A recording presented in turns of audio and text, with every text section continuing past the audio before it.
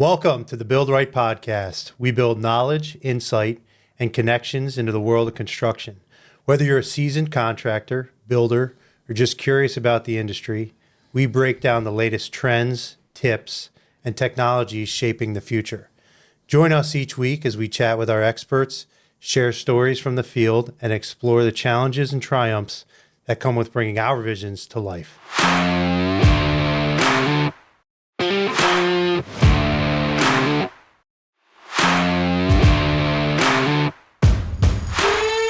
Welcome to the Build Right podcast. I'm your host, Scott Raffensperger. With me today is one of the owners of Degraff Bloom Custom Builders, Mark Johnson. Say hi, Mark. Hi, Scott. How you doing today? Good, man. Thanks for coming on. You're welcome. So let's dive into your history a little bit of where you got started. You haven't been in the construction industry your whole life. I have been. I started, my dad, tinkered in remodeling, and as a kid, I would help him, and then through high school, worked in lumberyard and kind of went to college and got an engineering degree, and been, a job in the engineered wood products industry for 30 plus years. And then kind of retired out of that and bought a building company about 10 years ago. And now I'm sitting here talking to you, Scott. Well, all right. So I'll correct myself. You have been in the construction industry your whole life, but you haven't been a builder your whole life. I haven't been a builder my whole life. So you went to college for what? Wood products engineering. I graduated from SUNY College of Environmental Science and Forestry. And they have a program there. It's called Wood Products Engineering. And emphasis was on engineering and construction. Cool. It's a great program. What'd you do out of school? So I got a job with a company called Glulam Systems. They were a local company here in Albany. We were kind of the first company selling a new technology called engineered wood products, microlam, I-joist, brand new product back in, this is early 80s. And that was my first introduction into the construction industry was kind of selling that product and working with architects and engineers and builders and, showing them how to use the product, design with the product, and kind of grew that product to a kind of a household name. Is it still Glulam, or did they change names? So Glulam Systems closed up probably maybe 15, 20 years ago. The owner kind of retired out of that business, closed it up, and a couple other companies came in and started wholesaling that product. Okay. So we would sell to, lumber yards, retail, local Bellevue, Curtis, Harrington Lumber, locally here. Nice. What's the name of that? Did they change to Boise Cascade? Is that who they are? Or what's... No. So I worked for a company called Trust Joist, which got acquired by Weyerhaeuser. Worked for Weyerhaeuser for a number of years, and then I transitioned over to Boise as a different company. Okay. Worked for them for about 7 years. So totally in that industry was probably about 30 plus years working in that industry. So does Boise do the same stuff that Glulam did? Boise did the same thing as Weyerhaeuser. Glulam Systems was just a company that sold Trust Joist products. So that was just the name of the company. They were a wholesale company that sold to other retail lumber yards. Okay. How long were you in that industry of sales? Probably 32, 33 years. Okay. And then one morning I woke up and said, I want to be a builder. The worst mistake of your... No, I'm kidding. No, it wasn't a mistake at all. It was a really good move for me personally. Obviously, with the engineered wood products companies that I were with, they were great companies. I didn't, leave because I didn't like that industry. It was just, time to try something different. Always my goal when I was a kid was to be a builder, and got involved in the engineered wood industry, which was a great industry. It was, new and exciting, and it provided very well for my family. And we got to the point where our kids were graduated, married, and it was a good move for I would as far as risk, as far as family, it was my wife and I, and I could go out and start a building company or buy a building company, and it wasn't as risky as doing it 10 years earlier when I thought about it. So. Mm-hmm.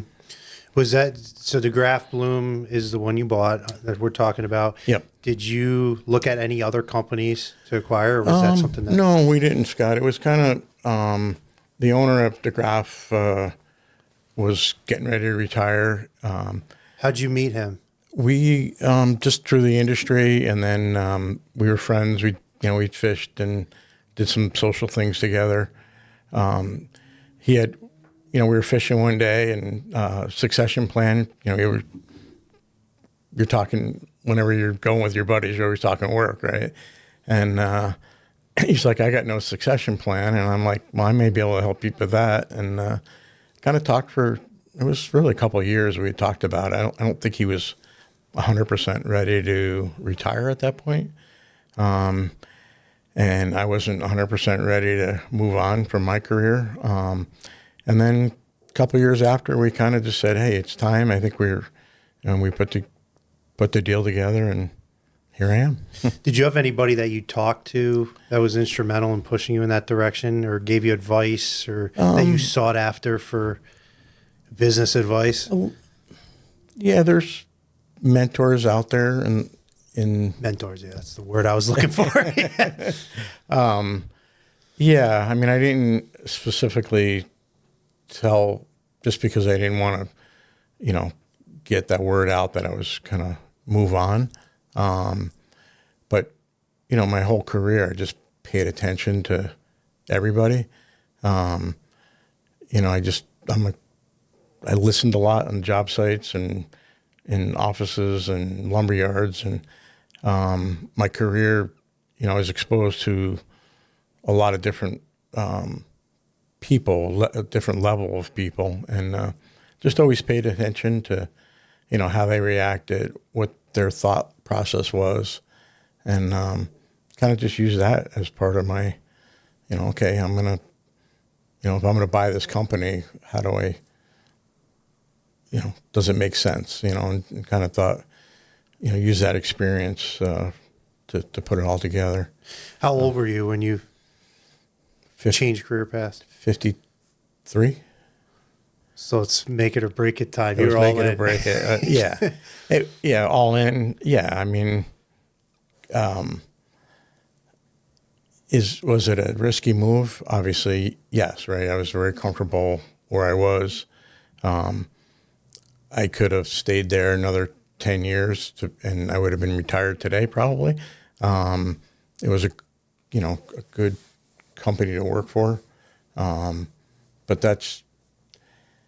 it's not me. Like I wasn't going to cruise. Kind of the deciding factor to move on was we had put together kind of probably one of the biggest deals in engineered wood with a lumber company. And, I ended up at the Super Bowl and I'm sitting there at probably one of the greatest Super Bowls that was ever played. And Which one? It was the Falcons and New England. I'm totally disregarding it because the Eagles weren't in it, but that's okay. Yeah, and I'm not an Eagles fan either, but we don't want to talk about that.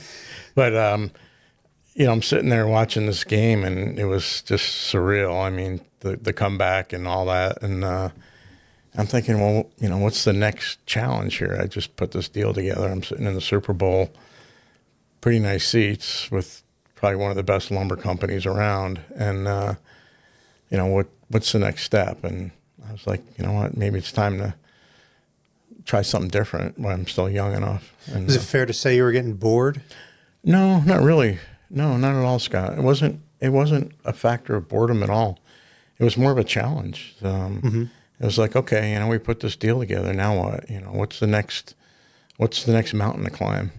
So, What territory were you covering with Boise? so I covered basically from Buffalo to Maine, all New England. I was a area manager for the New England region.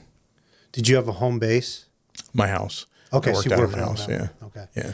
Was there most of your time spent there, or were you traveling a lot? No, I traveled a lot. Typically, Tuesday through Fridays, Monday through, Thursdays. Yeah, there's a lot of, road time.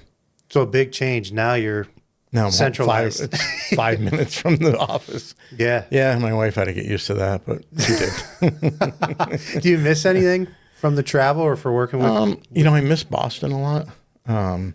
It was fun going to Boston. Great city.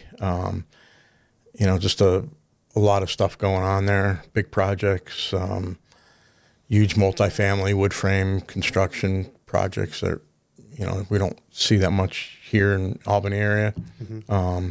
So yeah, I miss that part of the travel. I don't miss driving home at 10 o'clock at night from Boston and getting home at 1 o'clock to be at a meeting the next morning in Albany, but that was part of it, Yeah. It was fun. So how big was Degraff when you bought them out? They were doing about maybe 10 houses a year. Okay. Yeah. And what do you guys now volume wise? We try to do about 30 a year. 25 to 30 is our target number. We're staffed for that. We do 35 and we start stressing a little bit. But we can handle that. But it's a nice comfortable pace. 25 to 30 is what we're geared for. Were they staffed for that amount of volume when you bought into them, or you guys? No, we added staff. Okay. Yeah. What do you find the right ratio is for project managers to houses that you're doing? That's kind of it really depends on the size of the house. So if you describe Degraff Bloom Custom Builders, we're a production custom builder. We don't build, we have a book of plans, but every plan gets redrawn. Somebody tweaks something, changes something. So if it's a standard production neighborhood, typically we try to do 15 houses per guy. Okay, that's a lot. Yeah, it is a lot. Our project managers do wear tool belts. I mean, they're out there, not typically hammering stuff together, but they do pick up tools and when they need to. On the custom end that we're getting into, that is probably 5 or 6 houses, but they're a lot bigger house. Mm-hmm.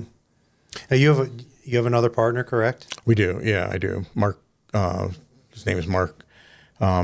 He's runs kind of the field, and I do the overall everything. Do you think that's part of the secret to your sauce is having a guy in the field, one partner in the field overseeing and one in the office, which is you? Yeah, right? It works great because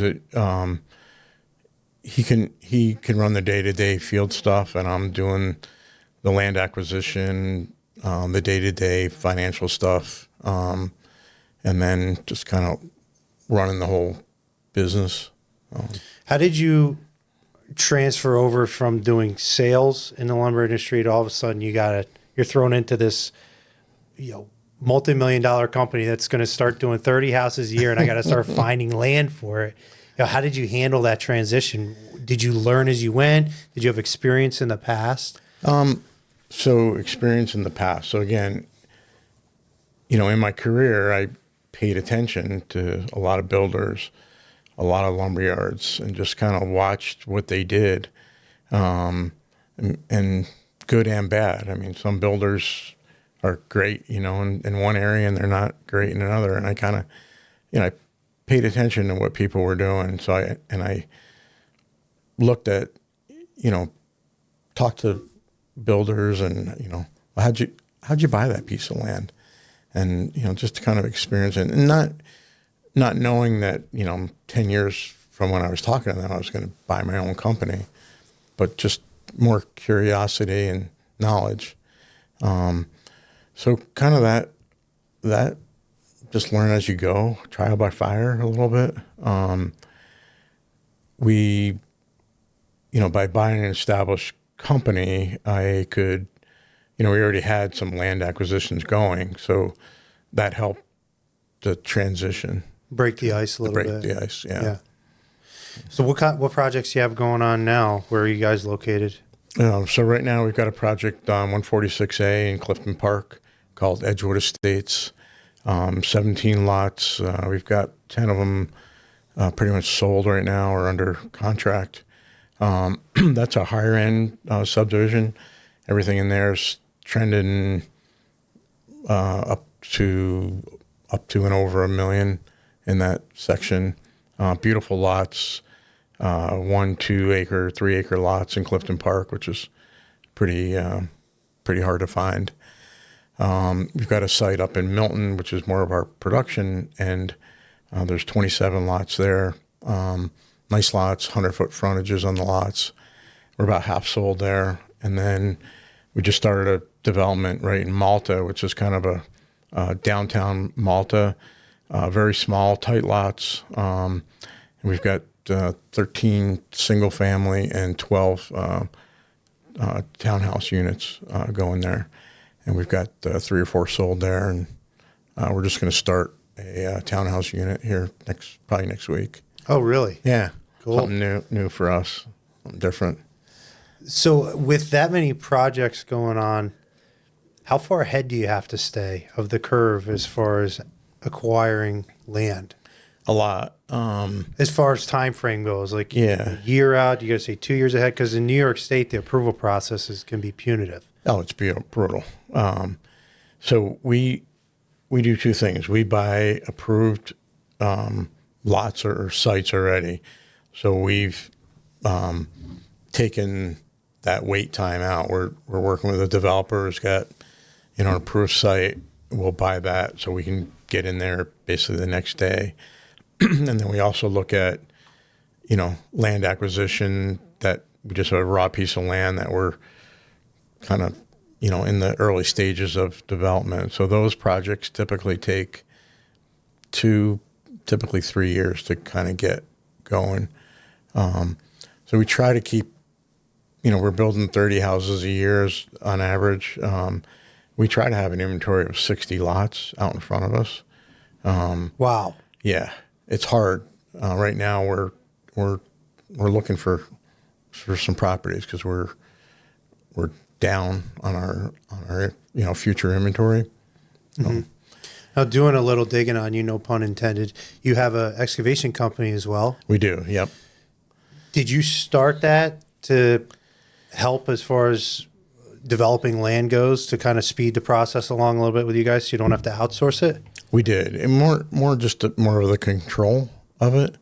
So the first development that I ever did was a 54 lot subdivision down in East Greenbush, and holy smokes, yeah, that's a big one. It was a big one for New York. That's a big one. Yeah, it was 54 lots, and it was. I don't know why that was my first one off. Out of the. Welcome. Yeah. It was like, welcome. Here you go, Mark. But luckily it went well. We turned that over in about 3 years. I think a lot of my builder friends were kind of looking at me like, why are you going to East Greenbush? And it was at the time it made sense. When we do our due diligence on properties, just everything we kind of graded A, B, C, and everything on that site was B plus and A, and we're like, why isn't anybody else looking at this? And so we did it, and it worked well. It was a struggle to get going. We started selling right in the dead of winter. We actually put a job site trailer and put a temporary heater in there and a generator, and stuffed a realtor in there on Saturdays and Sundays, and she froze to death.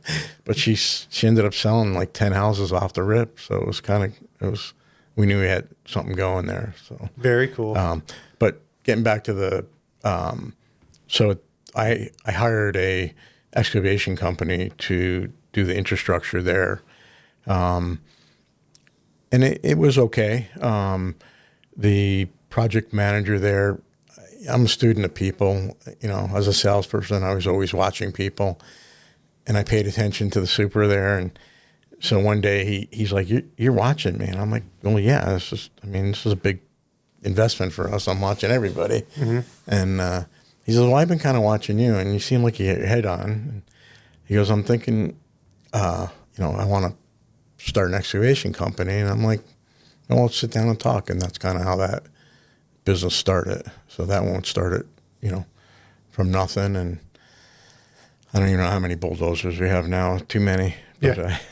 Well, you have enough work going on in-house, it sounds like, to keep it busy, but do you outsource any of it? We do. We do other work for other builders on that company also.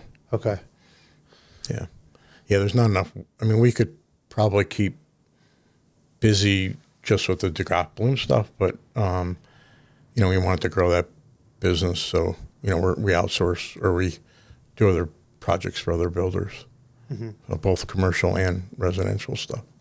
What do you think is a sweet spot as far as the size of the project goes? How many lots? So the perfect site for us is a 20-lot cul-de-sac. I love those sites. I love cul-de-sacs because just from a sellability, what happens like in Clifton Park and all these developments, all the roads end up connecting, and at some point people figure out that it's quicker to get to the mall to cut through this development, and next thing you know, the traffic becomes an issue on the road. With a cul-de-sac, it's just the people that live there, their friends. It's quiet, it's nice. The only people in there are the people that live there. So if I had the perfect site, I would, 15 to 20 lot cul-de-sac. Right now, two of the sites are cul-de-sacs. They're hard to find, but that's the perfect site for us. Yeah, we deal a lot with spot lots or lots that have direct access to the road, and I feel like sometimes those are harder to sell because people want that neighborhood. They want the feel. neighborhood feel. Yeah. And we do a couple spot lots a year, depending on what we have going. This year we probably would do one or two spot lots. But if we're real busy, we typically don't do that. We're not staffed for that. Think about a spot lot. We got to pull our crew out of the subdivision, drive to the spot lot, work on that house, drive back to the subdivision. So it's time consuming for us. If one guy's handling 15 houses, to have to drive an hour out of the way is not going to work. We're pretty selective. We only do spot lots that were within 15, 20 minutes of our existing developments.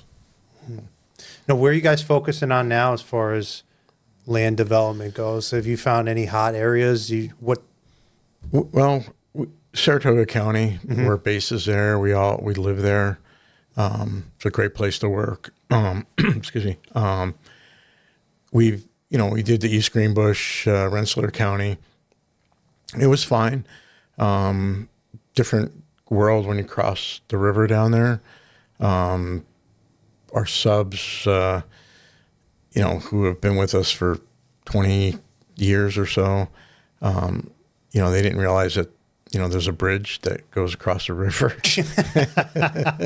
So it's tough getting the subs to drive down there. They did, but after 54 lots, everybody was like, okay, uncle.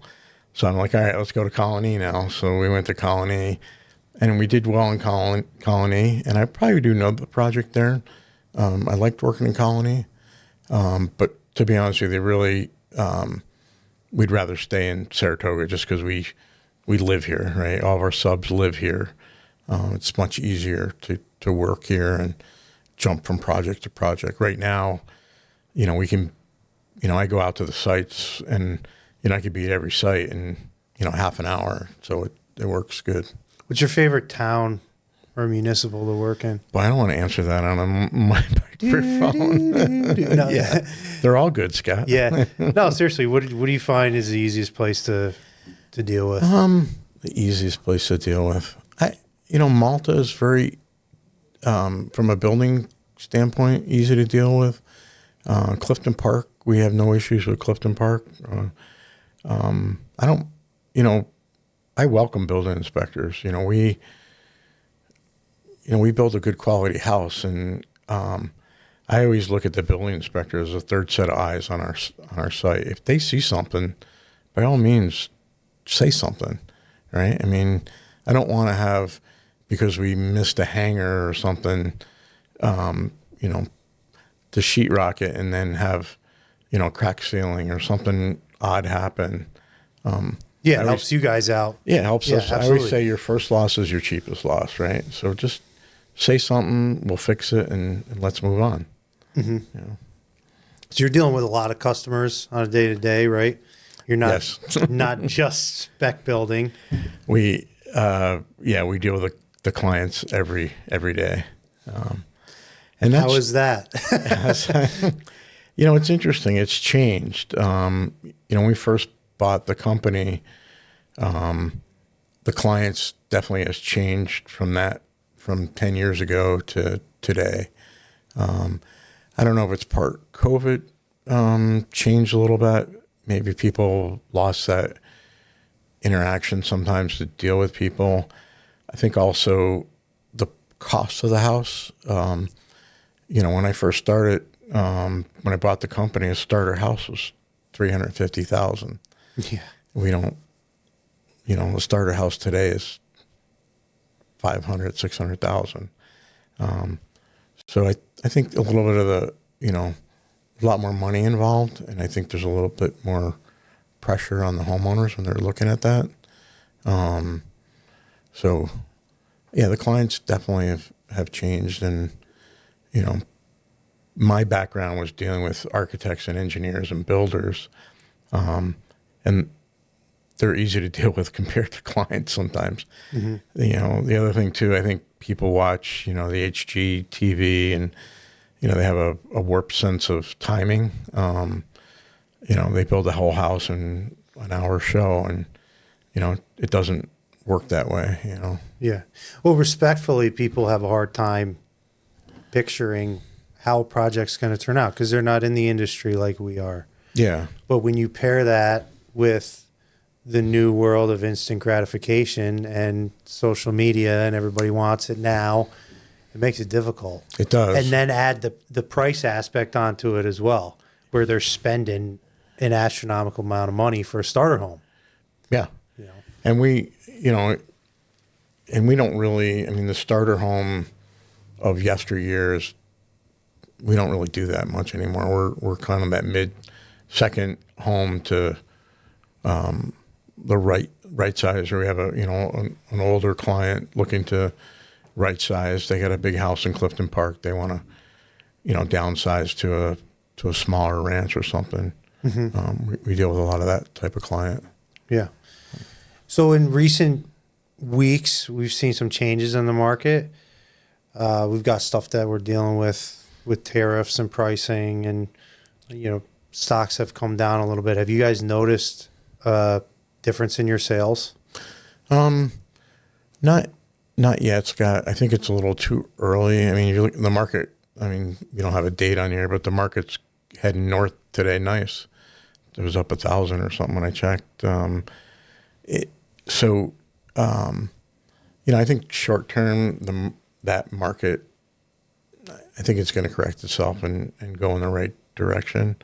So to have an effect on, our sales, no, I don't see that. I think the interest rates, people are sitting on the fence. Think about, 3-4 years ago, people were refied. They got a 2.5%, 3%. So they're sitting on that mortgage.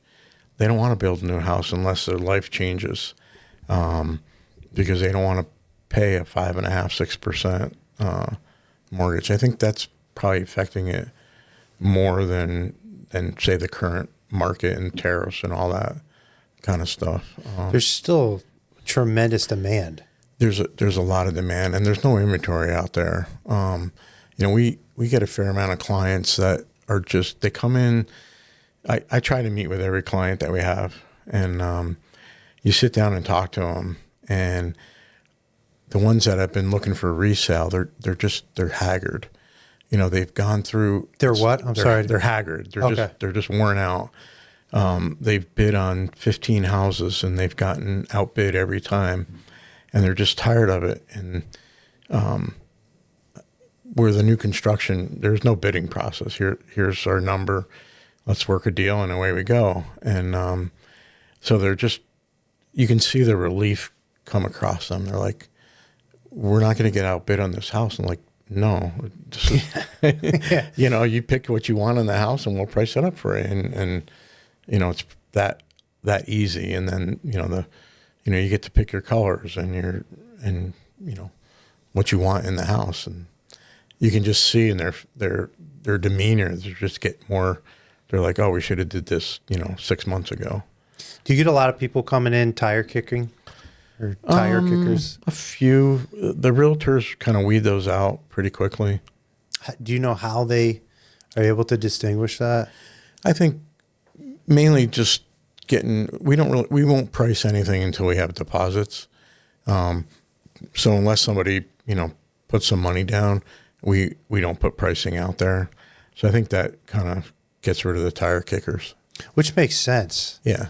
There's like a horrible connotation in the industry that you drive a van, it says free estimates on the side of it. It's like, that's awful. We put in so much time into these estimates, and it's a document that you can now take to the bank and get a loan off of. That's worth something. We put in weeks. We're a lot smaller than you are, but I'm sure it takes you guys a substantial amount of time as well. Yeah. Oh, yeah. I mean, it's just, it takes, we do the custom stuff in our development, and it's, we don't just put together an estimate overnight. And, do you do all the estimates? I do, yeah. Would you ever hire an estimator? Yeah. If anybody's listening, they're call me first. Send your resume over. We could probably use a part-time estimator or something. I actually called a couple guys that I know that have retired, and they're like, we're retired. We don't want to go back to work. Yeah. I'm like, it's only half a day a week. Pick your own hours. But so no, I do all the estimating. There's some pretty cool stuff coming out with AI as far as estimating goes. I don't know if you've looked into it at all. We haven't.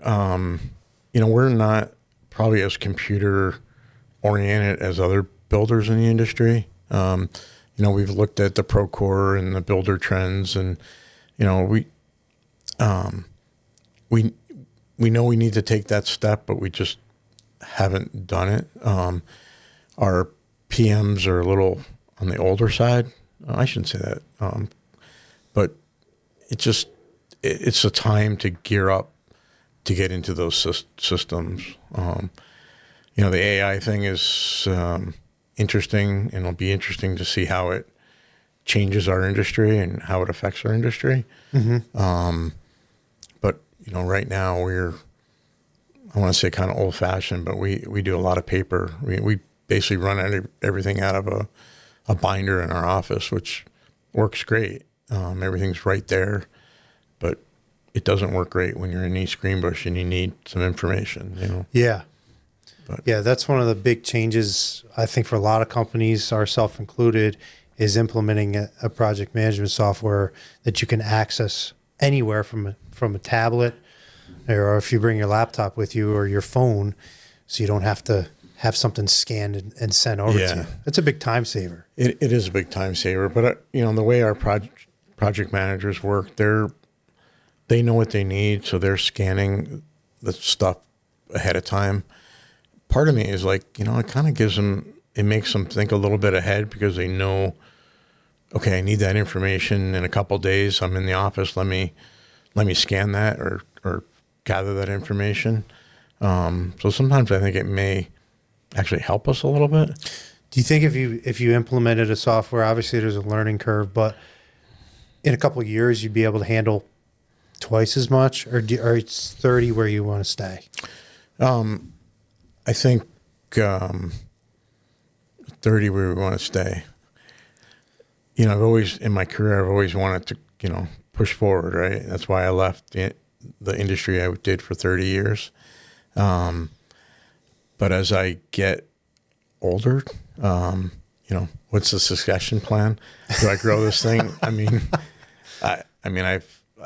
I could grow it to 50. I could grow it to 75 if I really wanted to. I don't know we want to do that, Scott. I mean, we're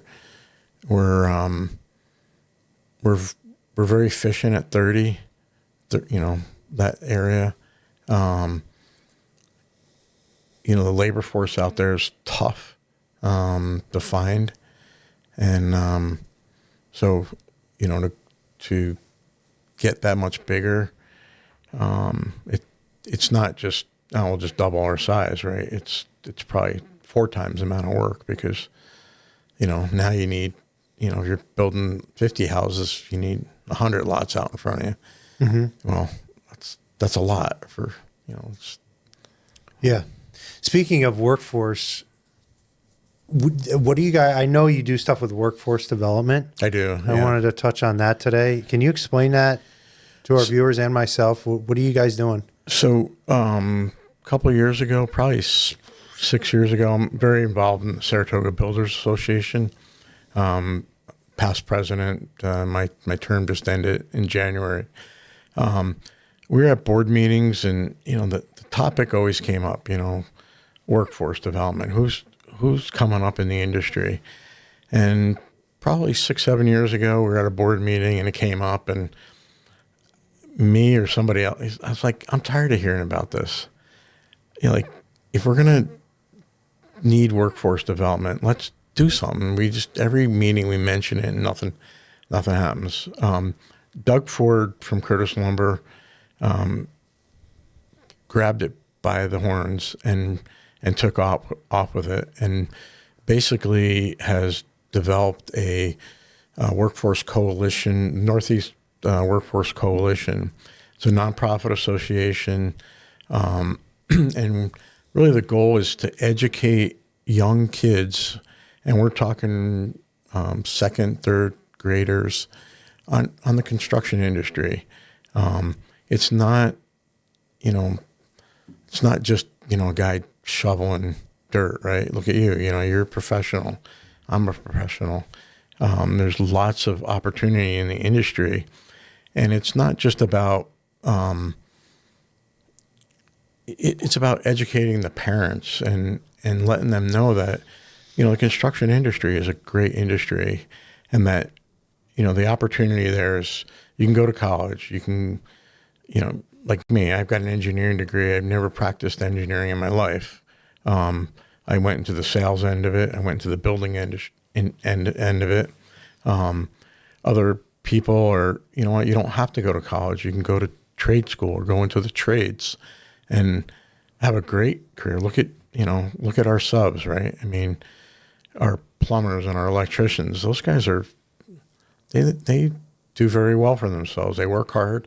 You don't need a college degree for everything in the industry, and it's not just, you see some guy on the side of the road with a shovel, right? There's lots of technology. There's lots of opportunity out there for the whole industry. I mean, it's just educating people on the availability or what the industry has to offer for employment. Mm-hmm. What schools are you guys in? Really, all of them. So a lot. New York State based? Well, more locally based here because that's kind of where we started. But we are getting calls from other states to kind of copy the program. We do toolbox builds. We had a summer camp this year for girls on construction, which was a lot of fun. I volunteered one day, and it was just, you have a 7th, 8th grader, and we actually had them using power tools. And nice. I had one girl I was working with, and they, she didn't want to hold the jigsaw, and I'm like, listen, I'll hold the jigsaw, I'll guide you. And, within 5 minutes she was cutting. She cut a straighter line than my guys could cut mm-hmm. by hand. This is all volunteer based? It's all volunteer based, yeah. The 501c corporation, it's really funded by, donations from builders and industry people. We have an executive director now, kind of running it, and it's really grown. They've tied into a little bit of the lumber industry, because a lot of those folks have connections in their communities. So from where it was 6-7 years ago to today it's pretty amazing. So if somebody wants to get involved in that, who do they contact? The Saratoga? You can call Saratoga Builders Association. It's a Northeast Workforce Coalition. They have a website. You can go on that. Pam Stout is kind of the executive director, and she can reach out. But really, it's driven by, like all organizations, right? You need a budget. You need funding to. Yeah. Pam's great, but she's a paid employee. We need to fund that. We've gotten some grants from the state, so it's really grown a lot. It's good that you're starting young with the kids too, because a lot of technology class doesn't start till middle school or wood shop until middle school, if they even have it anymore. Yeah, and that was the whole goal, is to try and get in early so that at least you spark an interest in it. And they understand, okay, what is this construction thing, Is there an opportunity as a young kid? I mean, think about when you're in high school, right, or junior high, you're starting to think about, well, what do I want to do in life, right? Well, if somebody's kind of... Yeah, a lot of people go into construction by default. By default, yeah. Yeah. But if you can direct that, I'm sure it would make a huge difference. Yeah, and also I think too, guidance counselors. Unfortunately, I think, if you look at school rankings, the rankings are based a lot on college placement, unfortunately, and guidance counselors, I think, are judged on college, rankings and how many kids, go to college. Not every kid is set up for college. We have great trade schools locally here. I mean, Hudson Valley has some just awesome programs up there. The BOCES type programs that are here are really good. Unfortunately, right now there's too many students for the BOCES program. I wish they could expand those programs, because they're. I was just talking to a guy this morning. His son wanted to get into the heavy construction one in Saratoga, and it was full. And he ended up getting into the automotive one. But, there's just a lot of opportunity that for young kids to, do the trades, not everybody's college material. Right. Yeah, I think also in New York, there's not as much building going on here, development, as there is in South Carolina or Florida, some of these other booming areas, Utah.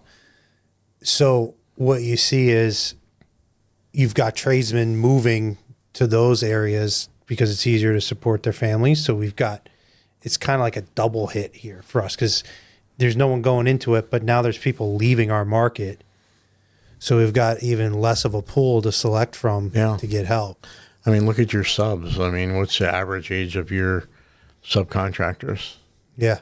Ours is high. I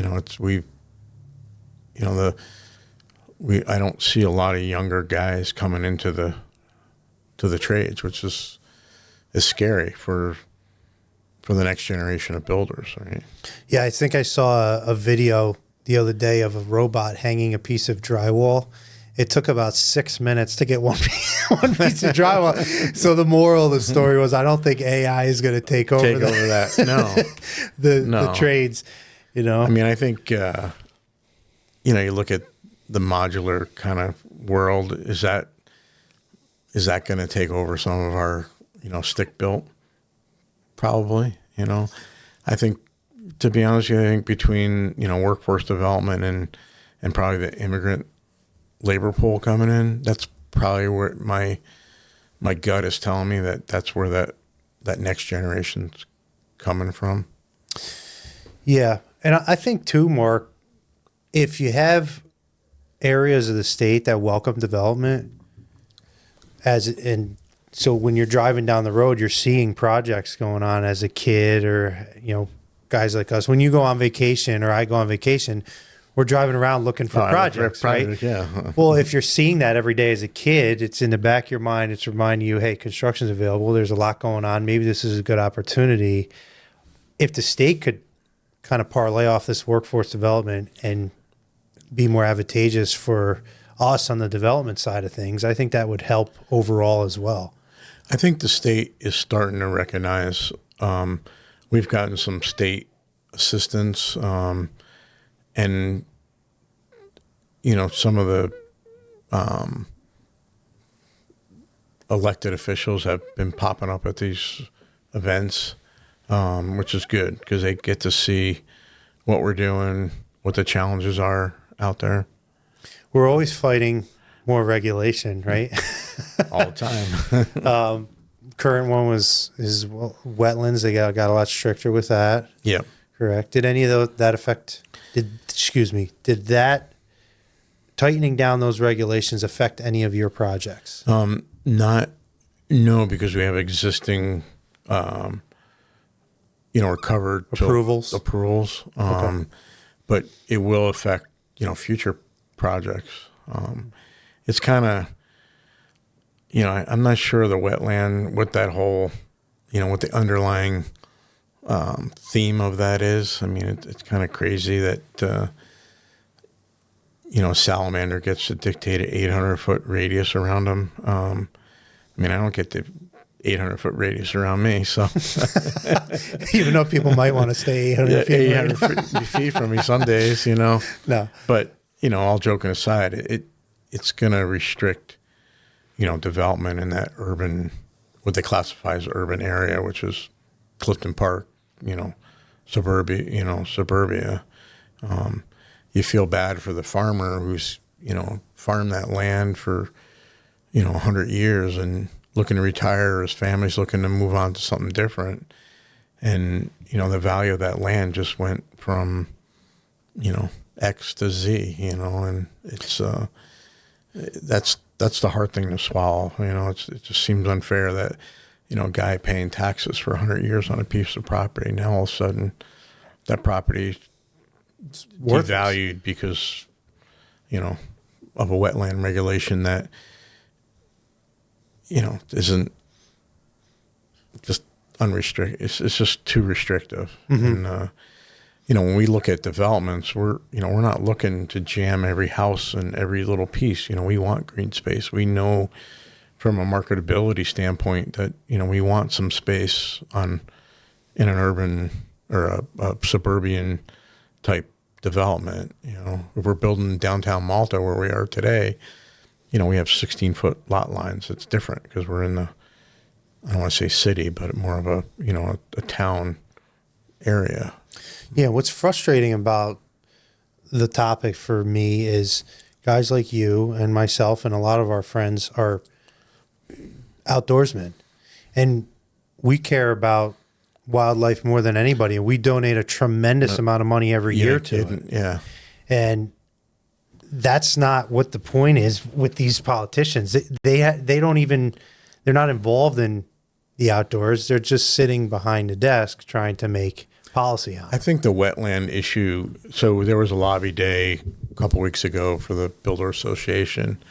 Unfortunately, I was out of town when it happened, but I heard that they showed some examples. I mean, there's an example kicking around in a project in Guilderland that had 50-something lots, and with the new wetland regulations, it's down to 8 lots. And, if you look at the governor's, I want to build 800,000 houses in New York State, how do you do that if you go from a subdivision from 50 lots to 8 lots on one subdivision? In New York City, one of the greatest cities in the world, wasn't that a swamp? Yeah. Didn't they build it on a swamp, Yeah. I mean, there's ways to deal with, good land use and restrictions or development. But, to do the current, I think the way the current wetlands, I think a lot of folks just looked at that and said, oh, that feels good, I'm going to vote yes on that. But I don't think they actually opened up the envelope and looked inside and said, oh, this is really restrictive, and this is really going to hurt the construction industry and growth in New York State. I mean, think about everything bounces off of the construction industry. I mean, Global Foundries, Regeneron, those big companies coming in, they're not just putting a factory here. They're researching ahead of time. Okay, we're going to add 3,000 jobs or whatever it is. Where do those people live? Can they afford housing? Does our salaries compensate them enough to pay for existing, housing stock? Is there apartments, or where do they live? Where do they work? Where do they go to school? And you start taking a project like the one in Guildwood, and you go from 50 lots to 8. It's not economically feasible, obviously, to build that project. It does seem like there's been a lot more apartment projects going up within the past 10 years in the area. Do you think that helps or hurts the new home industry? Well, personally, I think it helps at the end. People move into Brings people in. Brings people in. They live in an apartment.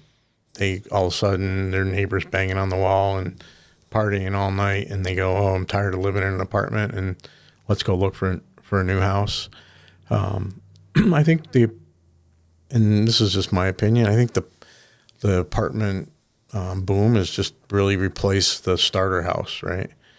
So it's a good point. I think people, instead of buying that first house, they get into an apartment, they save a little bit of money, they're paying rent, obviously, but they're saving money, and then they jump into a house. So I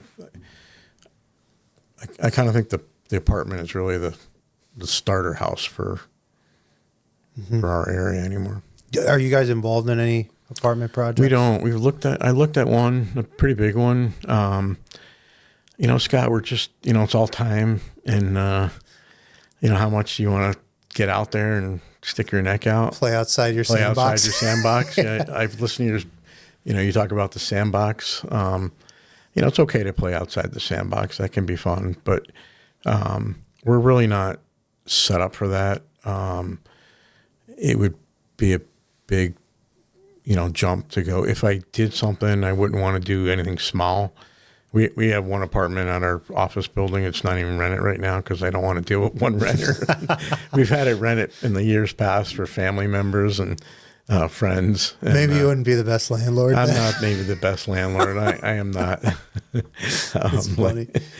So, but if you get scalable, you have a management company to run it and do that. But it would. Think about as a retirement gig. I don't know. No, I don't. So how old are you now? I have to really say. Yeah, you got to say. 39. 39. So you got 30 more years now. Yeah. 62. 62. What's your goal? When are you trying to get out? I don't know, Scott. People ask me that. Succession plan, it's always in the back of my mind. What will we do? Maybe I'm looking at the guy across the table here who's going to buy me out. I don't know. Where is he is he on TV? He's over there. No, what's the ultimate? I think, I don't know. We're obviously still looking for land, so I'm not ready to be done. 3-4 years probably. I'd like to kind of scale back a little bit. What does that mean? Maybe take a day off and take Wednesdays off or something. I don't know what that really means. It's how it is. It's hard to just walk away for a day and do something different, but maybe start kind of planning that into our schedule. You've talked to me about debt tolerance and how everybody's got a different comfort level. Do you guys do things internally to insulate you a little bit in case there is a downturn? Have you thought of that? Do you and Oh, yeah. Mark discuss that? Yeah, that's why we stay at 30 lot builder, right? That's our debt tolerance. Got it. When we look at projects, we're obviously developing stuff that we can add value to that land to make it worth more. Pretty basic, but everything that we have debt on, if we had to sell it tomorrow, we would clear our debt. Yeah. So and when I say sell tomorrow, I always look at it as a fire sale, right? If you had to sell tomorrow, you're not going to get premium value.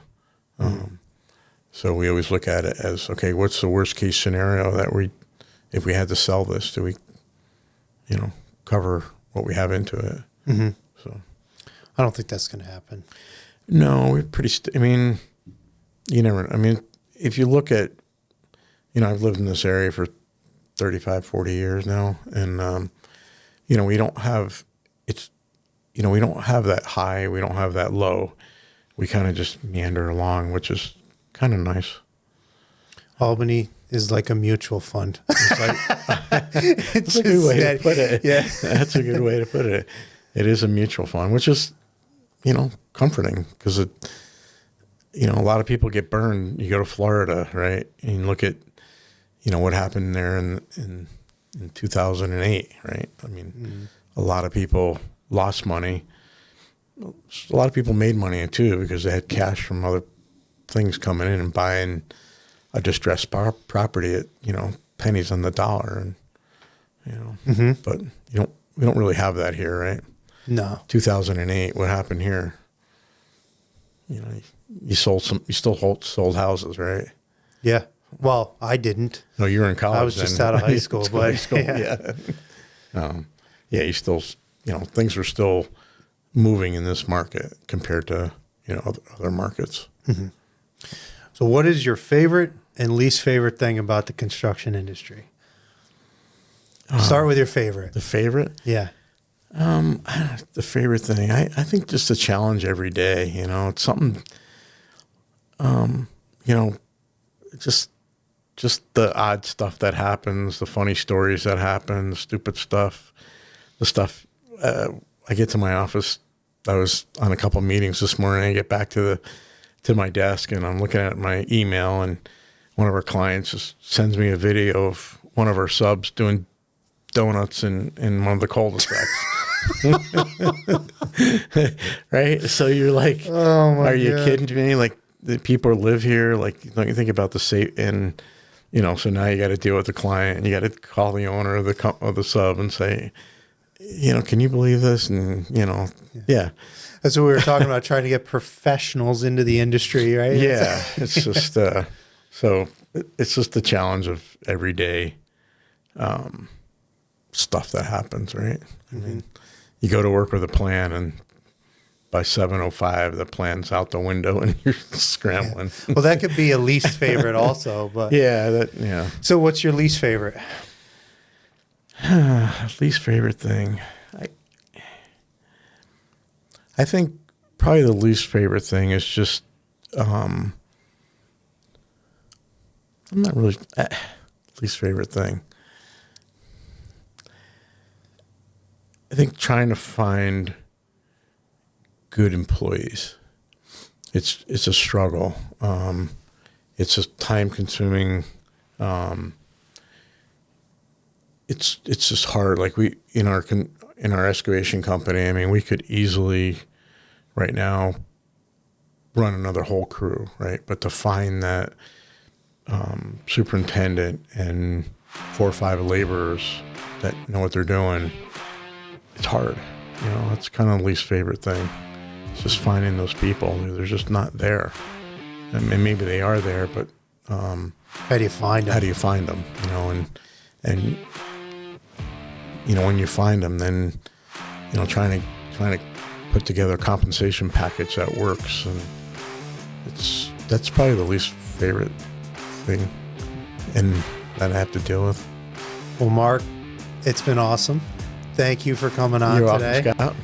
Thank you guys for listening. With me today, Mark Johnson from Degraff Bloom. I'm your host, Scott Raffensperger. If you're enjoying what you're hearing, please make sure to like, subscribe, check us out on Spotify, podcasts, or YouTube.